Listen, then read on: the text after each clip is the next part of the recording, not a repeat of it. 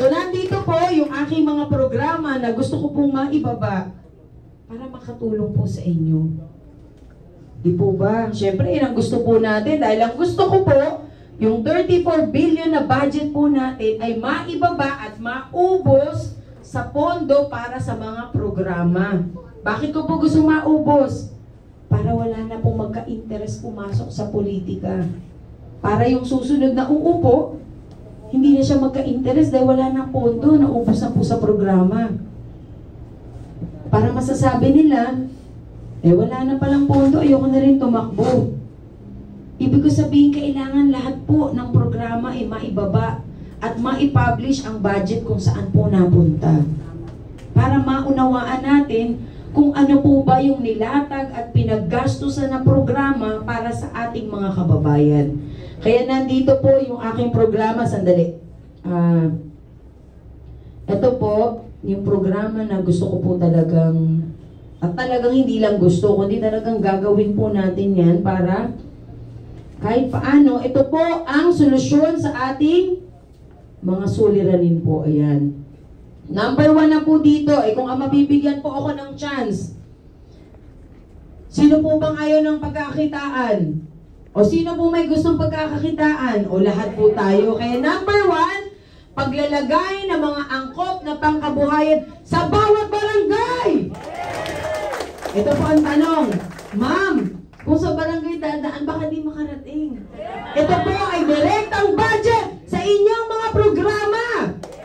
Direkta, ibig sabihin, ito po ay direktang mapupunta po sa mga tao sa barangay. Pangalawa po, libreng pabahay sa Maynila at maisalba pa ang mga natitirang lupain na dapat ay mapunta at mapakinabangan ng mga taga-Maynila. Palakpakan naman natin, libreng pabahay na hindi sasabihin, libreng pabahay pero meron palang 2,000 aman, meron palang 5,000, mga hidden charges, merong 8,000, yung pala mamatay ka pala sa kababayan, ano po? Dapat yung natitirang lupain po natin at yung mga lupa na kinatatayuan ng inyong mga tahanan ay magkaroon na po ng titulo.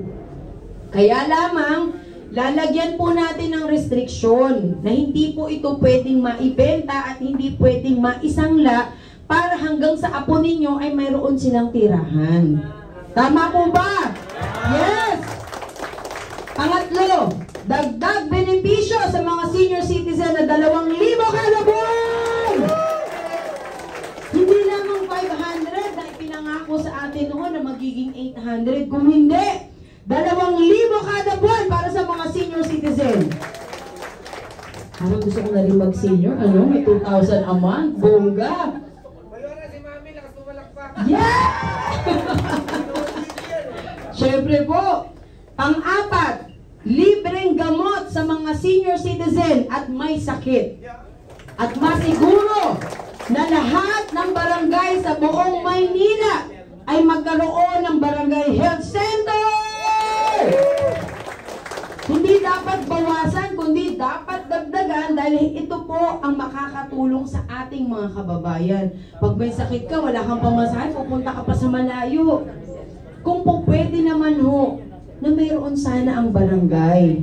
Para kung may mga emergency po, may titingin sa inyo, meron pa kayong gamot na libre. At dagdagan po natin ang mga makabagong kagamitan para makinabang naman po talaga tayo. At yung gagastusin ninyo, at least mapandagdag nyo na lang po sa inyong pagkain. Panglima, paglalagay ng mga disenteng burulan sa bawat barangay na libre! Para wala na pong nagbuburol sa kalsada. Kasi nakakaawa po sa totoo lamang na ang isang taong namatay na magbuburol sa kalsada, parang wala nang hustisya sa buhay. Kumbaga tayo na buhay, may pag-asa ba? Kung ganun po ang sitwasyon, parang nawalan ka na ng pag-asa. Kaya kailangan mabigyan din po natin yung mga mahal natin sa buhay na namayapa na ng respeto. At bigyan natin ng pagpapahalaga. At least man lang po sa ganitong paraan, ay makakatulong po tayo sa mga kababayan po natin na walang-wala talaga. Pangpito po, ay pang-anim, pagbibigay ng financial allowances para sa mga scholars. Ito po ay isang paraan ng pag-uudyok sa ating mga anak at kabataan na sila ay mag-aral ng mabuti. Pag-uudyok na ito pong hirap nila ay may mararating po sila. Kailangan tulungan po natin ang ating mga mag-aaral dahil sila pa rin po ang kinabukasan ng ating bayan. Pang-pito, paglalaan ng mga makabagong programa para makakatulong sa pampublikong eskwelahan at pampublikong ospital para sa tunay na pag-unlad ng syudad ng Maynila. Yay! Aba, meron kang ospital, wala namang programa. May public schools, wala namang programa. Kailangan tayo po ay magkaroon ng programa na makakatulong po sa ating mga kababayan, lalo na sa may sakit na kailangan may kagamitan sa ospital. Kailangan mayroong mga gamot at mga doktor na aatin talaga. Sa mga eskwelahan naman, yung mga makabagong kagamitan na pwedeng gamitin po ng mga estudyante na magagamit nila sa kanilang pag-aaral. Yes, yes! Ang ganda na sinabi ni nanay, pagkatapos kong sabihin niya, dapat talaga manalo kayo, ma'am. At ang pangwalo po, libreng wifi para sa mga mag-aaral. Aba, syempre naman, kahit nasabihin po natin wifi lamang yan, ang anak nyo, mami, kailangan ko ng 20 pesos, walang internet. Mami, 30 pesos, kasi may assignment ako. Yung matitipid po natin dito, nagagastos tayo ng internet, malaking bagay po yung pandagdag panggastos sa bahay. Di po ba, nagbabaon ng anak natin? Doon na po natin mailalaan yung mga gagastusin ninyo sa mga internet na hindi po natin namamalayan, ay malaki na rin po yan. Pang-siyam, dagdag benepisyo para sa mga barangay officials kasama ang mga tanod! Bakit kasama mga tanod? Mga tanod na pumapayat na parang sila pa ang may sakit. Sa totoo lamang, kasi po ako ay bumababa sa mga burol po sa mga barangay. Meron po lumapit sa aking lalaki na, patanda, ma'am, ako po yung tanod. Ay, sabi ko, akala ko may sakit lumalapit sa akin. Yung pala barangay tanod. Ibig ko sabihin, dahil po, wala man lang silang budget. Wala po silang pambiling pagkain, wala man lang, kahit man lang na makakatulong po sa pamilya habang sila po ay nagtatanod sa barangay. At least siguro po, kung meron na silang allowance, di po ba, lalakas na kayo, meron na akong budget, meron akong pangkain, meron akong pambili ng t-shirt, meron na akong pangkape. Iba pa rin po yung mararamdaman ninyo bilang ito po ay reward sa paghihirap at pagbibigay lingkod ninyo sa barangay. Aba, sasabihin na ni tatay, o sino ba nang gugulo dito, ha? Ako mga choco, ha? Malakas ako ngayon, ha? Kumain ako. May vitamina ako ngayon. Di mo ba? Eh, yung mga tanod po natin, napansin ko, naaawa ako. Dala-dala yung, ang tawag ba po doon? Batuta. Nakabagsak eh. Nakabagsak, parang siya pa mauunahan, siya pa mauuna eh. Siya pa mauunang mawala eh. Bago mahampas, siguro. Hinang-hina, sandali, kasi medyo may rayuan na ako, hindi pa ako nakainom ng gamot. Totoo po yan, di ba, Tay? Ako marami po ako na-encounter ng mga tanod. Sabi ko nga po, Tay, pwede ho ba umuwi na lang kaya kayo? Bigyan ko na lang kayo pagkain ngayong araw. Naku, hindi ako pwede kasi kawawa yung barangay namin eh. Gusto ko sabihin, mas kawawa po kayo. Mauna pa kayo. Yun po talaga ang napansin ko. Kaya kailangan kasama po yung mga tanod na magbe-benepisyo po, na magkaroon kayo ng allowance at mga benepisyo, ano po. Pang-sampo, aba ito naman, para sa mga ex-chairman na nagretiro na sila po ay mabigyan naman ng item o pagkakakitaan kung sila po ay natapos na sa kanilang panunungkulan. O wag po kayo magagalit sa mga chairman ninyo. Siyempre, ang mga chairman kagawad po ay naglingkod pa rin sa ating barangay. Sila po ay nagbigay pa rin ng buong lakas para tayo po ay mabigyan ng seguridad. At least man lang po, ito po yung reward ng pagtatrabaho nila na kahit wala na po sila sa barangay, ay meron pa silang pagkakakitaan. Hindi yung porket nawala na si chairman sa posisyon at kagawad, sasabihin na lang, ako na lang magbabantay dito, ako na magtatano. Naging kawawa na si chairman. Naging kawawa na si kagawad kasi ang pakiramdam niya, parang hindi na siya kailangan sa barangay. So yung paghihirap na ibinigay po niya para maglingkod, parang nasayang lang kasi yung pakiramdam niya, parang wala naman palang nagmalasakit sa akin.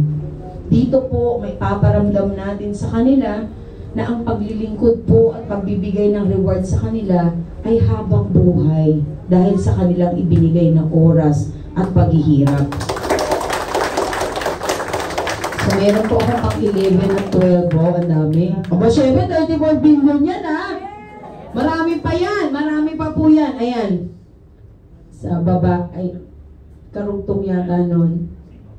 Ayan, nasa dali po, naligaw. Mukhang may dumating na alien. Ako sa baba lang. So, yung pang 11 ko po, aba, syempre, alam ko na po. Alam ko na po ang pakiramdam ng ating mga kababayan na aking nadaraanan araw-araw. Ito po, pang number 11. Pagbibigay ng maayos na pwesto o lugar para sa ating mga vendors upang sila ay makapaghanap buhay ng maayos. Aminin na po natin na ang ating mga vendors ay malaking bagay po para sa ating komunidad. Lalo na nung panahon ng pandemic, yung mga takot mamalengke, pumunta sa malayo, yung mga vendors po na nasa paligid ng inyong barangay, ang siyang nakakatulong po talaga sa atin. Kaya marapat lamang nabigyan po sila ng maayos na lugar, nakikita po sila ng maayos, hindi po yung nawawalan pa sila ng karapatan, nawawalan pa sila ng hanap buhay. Samantalang ang pagiging vendors ay napakahirap. Marangal na trabaho, at the same time talagang every centavos na kinikita ay pinaghihirapan po. Kaya palakpakan natin yung ating mga vendors po. Number 12, pagbibigay ng tamang terminal para sa ating mga driver ng jeep, tricycle at pedicabs. Para kahit paano, meron po kayong sariling terminal na hindi na po kayo huhulihin, mauna pa yung huli bago sa kita. 1,500. Eh, Diyos ko naman, parang gusto mo nang kainin yung sidecar mo o tricycle mo. 1,500 pala halaga nito, makain ko na nga lang, baka mabusog pa ako. Ibig ko sabihin, ang mga katulad po ng mga kababayan natin na ganun po ang hanap buhay, hindi po natin kailangan pahirapan. Kung hindi kailangan, tulungan po natin para sila po ay mailagay ng maayos. Sino po ba yung mga nagdadrive ng tricycle dito, jeep or pedicab? Kayo ba? Pero ang dami po natin mga kababayan, ha? Ano po? Kasi ako malapit po ako sa mga sidecar, sa mga tricycle dahil unang-una po sa San Andres Bukid, talagang kaliwat kanan po dyan, may sidecar, may tricycle. So pag nakikita po nila ako, kahit ayoko sumakay, sumasakay ako para lang kumita na po yung tricycle tsaka sidecar. Kaya mahal na mahal po ako ng mga sidecar at tsaka tricycle sa San Andres. Kaya magugulat po yung mga kaibigan ko na iba na pag pumupunta ng San Andres, grabe to si Mara, pati yung sidecar kaibigan. Pati sa palengke, yung nagka-tricycle. Kasi po, ang pagmamahal kasi sa kapwa ay hindi po pinipili. Ako po palagi kong pamantayan sa buhay ay kailangan magkaroon ng mababang loob. Kailangan ang paa mo ay laging nakatungtong sa lupa. Kasi kung hindi po natin gagawin, hindi po natin mararamdaman ng ibang tao. Kaya siguro marahil ako po ay malapit sa kanila sapagkat ang aking puso po ay binababa ko sa kanila. Sa totoo lamang, nung nalaman po nila na ako po ay aktibong tumutulong, tuwing makikita po nila ako sa Onyx, sinasamahan po nila talaga ako. May one time pa po nung namalengke ako sa Dagonoy Market, sabi ng sidecar, ma'am, magnanakaw yun ay nakatayo doon. Ay, saan? Sabi ko, nakakatakot naman yan. Hold up, pero yun ma'am, pero gugulpihin ko na ngayon bago ka bumaba. Yun ang kagandahan kasi mga kaibigan ko, mga siga rin po ng kalsada, no po. Sabi ko, huwag mo nang gulpihin, bigyan na lang natin ng pera. So, ganun po ang pagpapakita talaga ng pagiging tunay na tao, ano po. Hindi ka lalaban dahil gusto mong magkaroon ng kaaway, kundi yung laban po na kailangan puso sa puso po, mahalin mo yung kapwa mo kasi wala naman po makakaunawa sa kanila kundi tayo rin po talaga. Kaya palakpakan naman po natin yung ating mga programa. Alam po ninyo, magiging honest lang po ako sa inyo. Mahirap po pasukin ng politika. Katulad po nito, napapaliwanag ako sa mga kasalanan sila naman ang gumawa. Naghahanap tayo ng solusyon sa mga problemang sila naman po ang may kasalanan. Pero sabi ko nga, mahirap naman pong sisihin palagi ang ibang tao. Marahil ang kailangan po talaga natin ay ilabas din po natin yung ating sarili para makatulong po tayo sa problema na mayroon po tayo sa ngayon. Kaya sana po, hinihiling ko po sa inyo, pag-uwi po ninyo sa inyong tahanan, sana po yung napag-usapan natin ay tumatak naman po sa inyong puso. Dahil kayo rin po ang magiging sandigan ng mga kababayan po natin sa baba, yung mga kasama po natin sa barangay, tayo po ang mag-udyok sa kanila na ang laban po na ito ay laban ng kabutihan. Na ang laban po na ito ay laban para sa tunay na pagbabago, hindi lamang sa pakikipag-away, kung hindi yung laban na makakapagpabago rin po sa ating sitwasyon. Naniniwala po ba kayo na maaaring matupad ang lahat ng ito nang hindi po tayo naghahawak ng itak o ng anumang sandata na makakasakit po tayo? Kung hindi, pwede naman po tayong lumaban ng maayos, pero gamitin po natin ito sa tamang oras. Sana po, Nay, huwag niyo makalimutan na opo, maraming salamat. Thank you so much. Sabi nga nila, super mara, kamundong.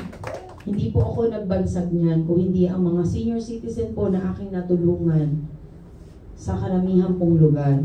Karamihan po sinasabi ng mga senior, siguro nakikita rin po nila yung aking paghihirap. Ma'am, para kang superhero, di ka napapagod. Doon po lumabas sa kanilang bibig yung salitang superhero. Kasi nga po, kahit wala na po akong boses, kahit na pagod po ako, pero sabi ko nga, pagkaharap ko ang mga senior citizen, wala po akong karapatang mapagod. Lalo na yung kaharap mo, 8 years old, 9 years old, hindi nila alam, masakit din po likod ko. Nahihilo rin po ako, nakakaramdam din po ako ng anxiety, pero isa pong milagro na kapag kaharap ko po yung mga senior citizen natin, sila po ang nagbibigay lakas talaga po sa akin. Lalo na po ang mga katulad ninyo, ng mga leaders ng inyong mga lugar. Kayo po ang nagbibigay ng mas maraming dahilan sa akin na malaman ko na marami pala ang katulad ko. Na marami pala tayong gustong makatulong sa ating bayan. Na marami pala ang katulad ko. Kuya, na nag-iisip na kung anong kakainin mamaya sa bahay.